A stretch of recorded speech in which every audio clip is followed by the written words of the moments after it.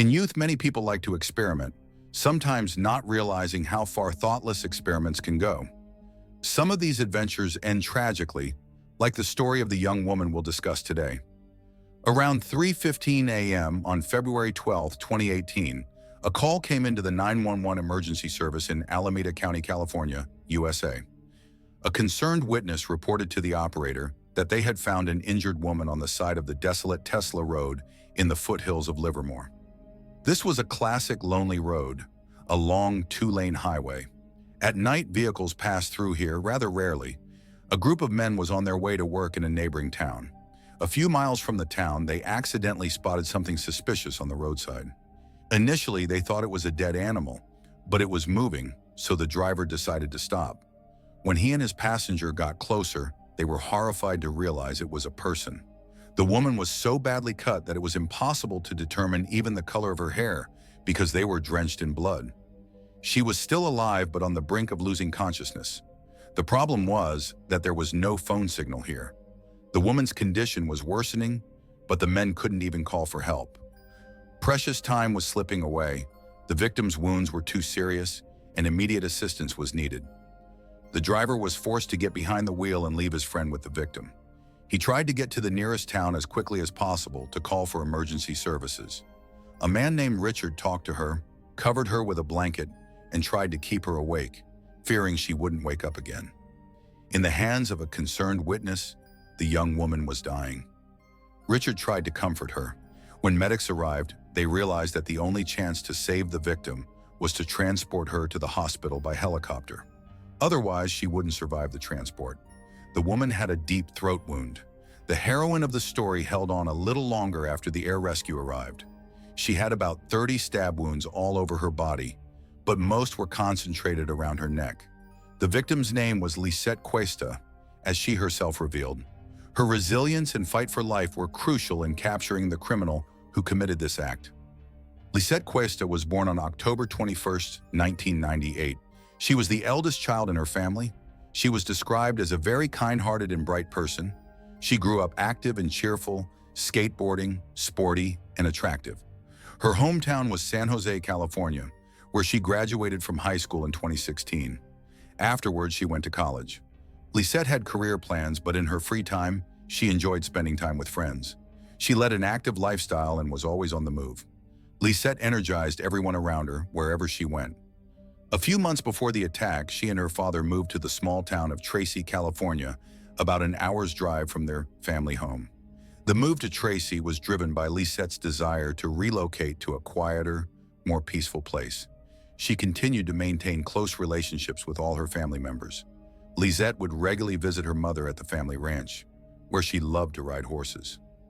Lizette's father said the last time he saw her was the day before the attack. She was cheerful, social, just like always. There was no sign that anything was wrong. He described her as brave, strong-willed, someone who made the decision to move in order to make her life better. Lizette was determined to get back on her feet and eventually start a family.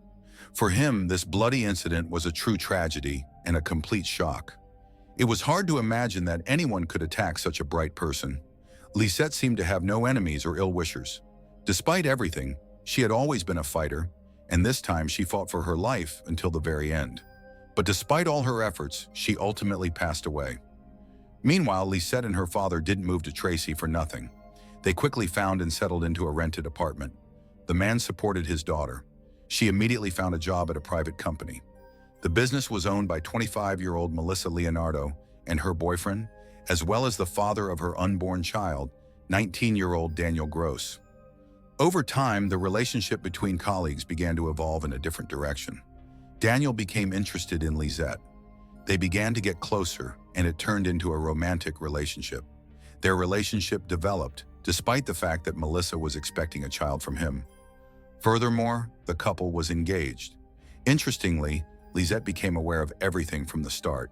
Her boyfriend even proposed a threesome relationship to Melissa, but she felt it wouldn't be suitable for a couple with a baby. Daniel didn't back down. He wanted to build a relationship with Lizette, but didn't plan on leaving his pregnant fiancée. After much persuasion, Melissa agreed to give it a try. During this time, Daniel's mother lived with the young couple. At one point, she learned about the type of relationship her son was experimenting with. She immediately expressed her disapproval and asked Daniel to make a choice, explaining that such experiments would not end well. However, Daniel was adamant and asked his mother not to interfere in their affairs. The woman didn't press further and instead met Lizette, becoming friends with her. She got along well with her son's new friend. When the attack happened, Daniel's mother reported to the police, believing Melissa was responsible for the crime. Melissa had an extremely negative attitude toward her rival. According to Daniel's mother, about a week before the brutal attack, she overheard the girls openly discussing how they could punish Lizette. Melissa had never approved of the love triangle, but somehow Daniel managed to convince her. This caused a great deal of tension for the expectant mother. Daniel's mother came to the police feeling guilty. She worried and believed that if she had immediately reported this to the authorities, it might have helped prevent the girl's murder. Unfortunately, at that time, she had no idea how this situation could end. Despite Melissa being pregnant with her son's child, the woman felt it was her duty to report her suspicions about the expectant mother. She had never approved of Daniel's relationship with Melissa and thought he would be much better off with his new girlfriend, Lizette. Now she believed that the love triangle had gotten out of control and ended in bloodshed. By that point, detectives already knew the names of the culprits, as the victim had revealed them before her death. About 10 hours after Lizette was found on the road at 1:15 p.m., police officers arrived at Daniel's house, where Melissa and his mother also lived. The house was located about 50 kilometers from the deserted road where the perpetrators had left the girl to die. The arrest was quite dramatic. The house where the couple was staying was surrounded by a special forces unit. One of the snipers even used a neighbor's treehouse as a lookout point. Neighbors from 2 adjacent houses were evacuated, but were nearby and able to watch what was happening. The preparations for the raid were noticed through the window by the protagonists of the story as well. Daniel, along with his mother, was very anxious about what was happening, but they all tried not to panic. Then law enforcement officers demanded that the young man's mother leave the house. The arrest began, with officers demanding that the criminals come out and surrender. Neighbors living nearby were shocked. By this time, the young couple had lived there for about 3 years. They were not very social, so not much was known about them in the neighborhood. Naturally, the Special Forces operation sparked numerous rumors. All the neighbors could tell the police was that the young man had attended the local high school but never graduated, while his girlfriend had attended a nearby school and graduated. That was the extent of the information. A few people speculated that the arrest might be related to illegal substances, as various friends of the young couple would visit them. New faces would occasionally appear, and such a flow of visitors inevitably attracted attention. It was believed that the couple might have been selling illegal substances, but no evidence of that was found during the investigation. When the suspects left the house, Melissa was still in her pajamas. They had been caught off guard, resting after the bloody attack. The police then spoke with the couple. Unfortunately, the young people were very reluctant to cooperate with the investigation. It was extremely difficult to get the boy to talk, but he eventually confessed to the crime, albeit with many caveats. According to Daniel, Lizette had gotten into the car that evening, where he was with Melissa. They went for a drive, smoked some weed, and drank. Melissa was driving, and Lizette was in the back seat with her fiancé. The pleasant evening shifted into an intimate setting in the back seat. According to the boy, they all engaged in more amorous behavior, so he considered what happened to be normal. During this time, Melissa was driving. Daniel claimed that he used a yellow rope to tie Lizette. It was a part of their role play, and this occurred with mutual consent. Unfortunately, there was no one to confirm this consent, as the only person who could do so, Lizette, was already dead. Then, according to Daniel, they had sex, and what happened afterward was described very vaguely. He mentioned that they turned off onto the remote 2-lane road, Coral Hollow, where the victim was later found. Here, Lizette suddenly started behaving aggressively and attacked. Everything was like a blur, but he remembered how scared he was and therefore had to defend himself. The situation quickly got out of control. Daniel knew that Lizette had a knife and was afraid she would use the weapon. Early in their relationship, he had given Lizette a knife for self-defense so she could feel safe while skateboarding in the evening hours. The guy couldn't let Lizette use it to attack him, so he started acting preemptively. Daniel avoided answering the question about what had provoked him for a long time. He didn't even have any injuries that could come from a fight. It seemed as if Daniel hadn't resisted at all. This part of the testimony kept changing and sounded very confused and illogical overall. Eventually, Daniel abandoned the idea of an attack with a knife and said that Lizette had provoked his aggression by hitting him with her elbow in the ribs. The young man flew into a rage, and they began to struggle. He himself had a knife, which he quickly put to use. Melissa remained calm throughout the whole ordeal, as if nothing unusual was happening. Naturally, self-defense seemed an implausible explanation for the approximately 30 knife wounds on Lizette's body, including a severed throat. All of this indicated the extreme brutality of the attack. Daniel emphasized that his pregnant girlfriend had been behind the wheel the whole time and hadn't participated in the attack. After Lizette was stabbed, he stopped and realized what had happened with horror. The couple decided that giving birth to the child while under investigation was a bad idea, so they just left the body by the side of the road and left, assuming the girl had died. This all happened in February in California. Although it was a fairly warm region, it was still cool at night, and it was assumed that the victim, even if she survived the knife wounds, wouldn't survive the cold night. At the location where Lizette was found, a long blood trail was also discovered. Despite the injuries, the girl crawled about 100 meters in hopes of getting help. The police followed the bloody trail and found the yellow rope Daniel had mentioned. It was the rope that had bound the victim. While Lizette was alive and conscious, she shared what she had gone through. Not only was the brutal attack the hardest moment, but also the search for help. Although the road was deserted, she quickly saw the headlights of an oncoming car and even tried to wave it down. Unfortunately, she didn't get any help. The driver was an elderly woman who didn't stop, perhaps out of fear. Lizette hoped the driver would at least call the police. The random woman did just that.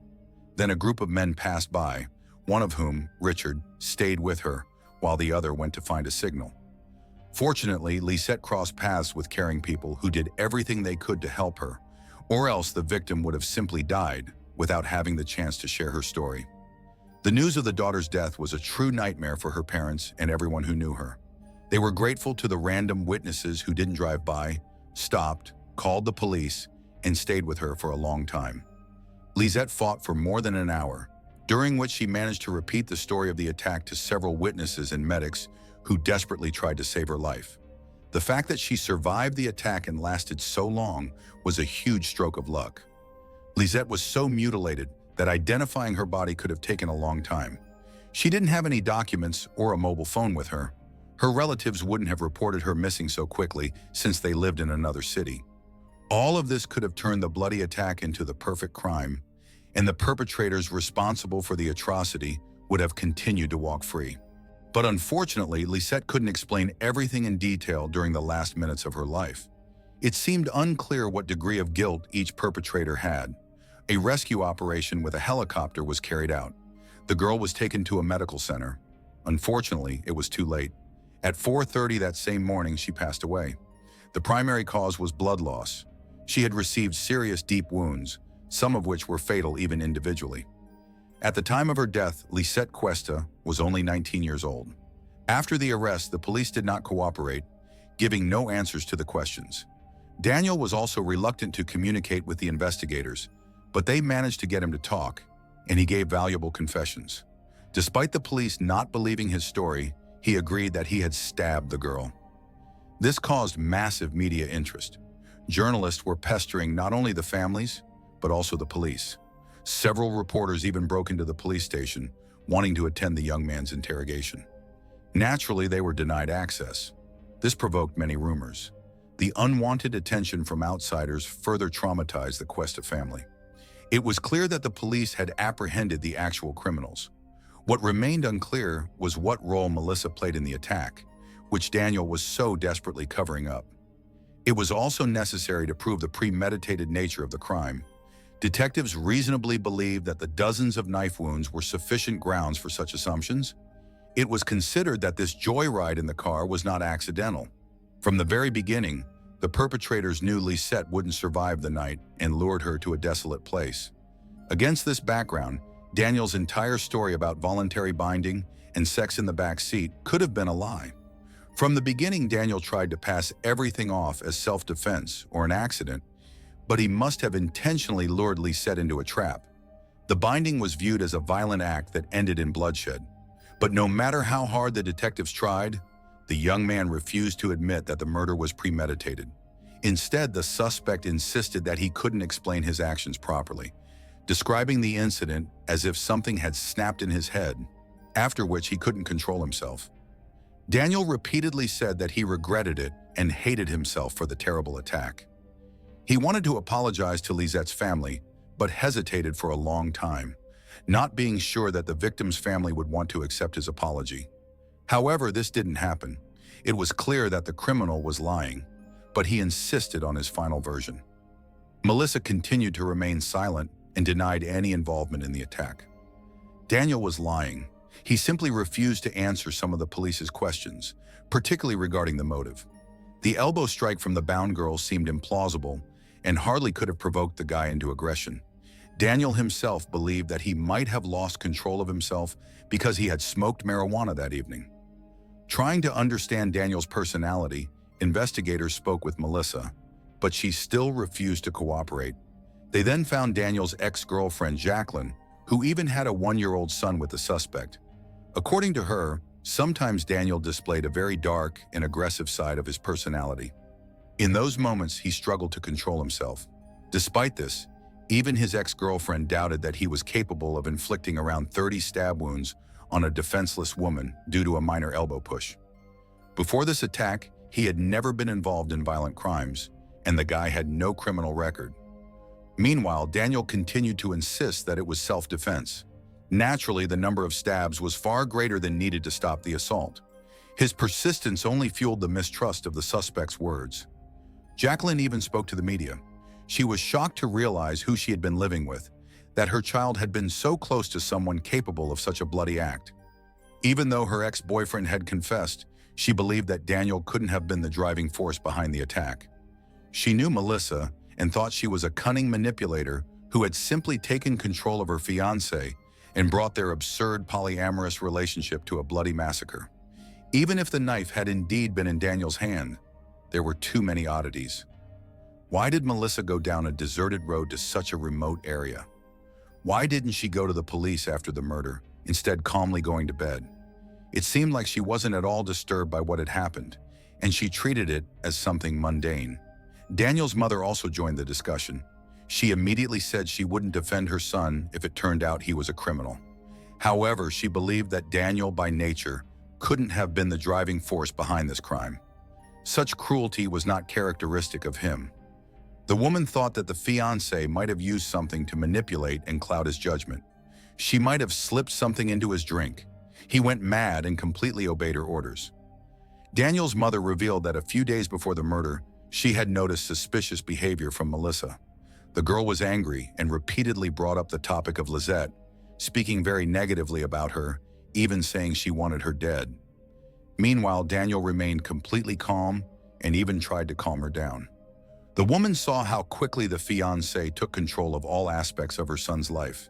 The young man was falling under her manipulations. Just a couple of months into their relationship, Melissa was monitoring his every move. Such behavior even caused tension between the young people and the woman. Detectives checked the suspect's mobile phones and computers. They couldn't find any valuable information. Likely, they used regular face-to-face conversations to discuss the details of the upcoming murder. But when checking geolocation data, investigators noticed an interesting detail. The couple had indeed been driving around the city that evening, but after midnight, they suddenly veered off their usual route. Their detour to a deserted road seemed out of place, atypical for them, and was considered as additional circumstantial evidence of premeditated murder. The investigation had solid evidence against the couple, including Lizette's story, which she told several witnesses in her final moments. The problem was that law enforcement officers failed to record her testimony. Therefore, oral statements could be contested in court, even though different people reported the same account. Unfortunately, this was not enough as irrefutable evidence. It was necessary to confirm the victim's words about the attack by Daniel and Melissa. The investigators went to the house where the murderous couple lived. There, they found numerous pieces of evidence that linked them not only to the victim, but also to the crime scene. In particular, an identical rope was found in the garage, as well as in the car the couple used. A piece of this rope was also discovered at the beginning of the bloody trail left by the victim. The car in which the execution took place had not been cleaned of blood. Naturally, all of it belonged to Lizette Cuesta. This marked the end of the search for physical evidence. An indictment could be made, but for now only against Daniel. They found the knife with which the girl was stabbed to death. The handle only had the boy's fingerprints. Melissa only left her prints on the steering wheel. She wasn't directly involved in the execution. However, too much pointed to the fact that she had pushed her lover into this crime and was controlling the situation. In the courtroom, the families of the defendants and Lizette were on opposite sides, but the distance between them was small. From the beginning, the atmosphere was very tense. Everyone expected an explosion. Naturally, it happened when Daniel was brought into the room. One of the deceased's relatives stood up and began yelling at him. It seemed the man was ready to tear the killer apart. When Melissa walked in after him, Lizette's aunt couldn't hold back. In rather harsh terms, she said that the monsters had no chance against them. It seemed the anger could escalate into something more, but everyone managed to hold back. Suddenly, Daniel's lawyer shocked everyone by announcing that his client intended to confess to the murder with a deadly weapon, inflicting grievous bodily harm, and all of this with aggravating circumstances. This referred to all the charges presented against the defendant. The defense immediately requested that the media be excluded from the courtroom, after which the reporters were removed, at least for the time being. However, everything quickly came to an end, the hearings resumed, and the media were later allowed into the public trial. The killer's statement was a huge shock, but also a relief. Lizette's family had already prepared for a long legal battle, yet questions remained. Daniel admitted his guilt, but did not clarify the severity of the murder. Likely, there would need to be a hearing to determine this criterion. According to state law, second-degree murder carried a sentence of 16 years to life in prison, while first-degree murder carried a sentence of 26 years to life. In the end, the young man pleaded guilty to first-degree murder, which was yet another unexpected move. The defendant didn't make any deals, arguing that he wanted to lessen the burden for Lizette's family. Thus, he believed they could avoid a lengthy trial, which would be very traumatic for everyone. It seemed that the young man truly regretted his actions. Unfortunately, the emotional toll came too late. Daniel was sent to prison for life. Melissa remained under arrest as well. The atmosphere in this place terrified her. She was unfamiliar with the criminal world, especially in her delicate situation. She continued to deny her involvement in the planning, organizing the conspiracy, and everything else. By a stroke of luck for her, Daniel admitted his guilt and assured that his fiancée had no part in the murder. Despite the eloquence and tears, the prosecution continued to search for any evidence of her involvement. In particular, because the victim herself had named two criminals, Daniel and Melissa. This meant that she had also participated in the attack. However, the trial dragged on. The defense lawyer insisted that his client be released, citing her pregnancy and the stress that could lead to a miscarriage. In the end, this argument worked. She was placed under house arrest while preparations for the trial continued. But the investigation went on. 5 years passed, and now 30-year-old Melissa was on the defendant's bench. She was found guilty. Daniel's lawyer, who had spent 24 years in prison during this time, had been fighting for a reduction in the sentence and for a retrial. The defense team managed to make progress. The knife attack was attributed to a mental illness that caused hallucinations. Meanwhile, Melissa was recognized as the one who had been the ideological mastermind behind the brutal execution. According to Daniel's defense team, the girl had used illegal substances to provoke hallucinations in her boyfriend. She knew about his mental health issues and took advantage of his instability.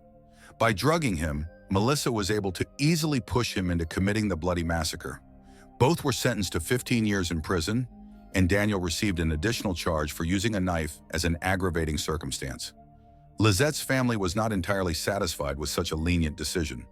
Moreover, it still didn't bring back their beloved person.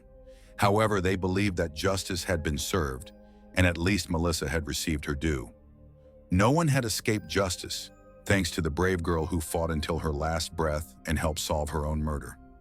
If you enjoyed my work, subscribe to the channel, support this video with a like, and let's discuss this story in the comments. Thank you all, and goodbye.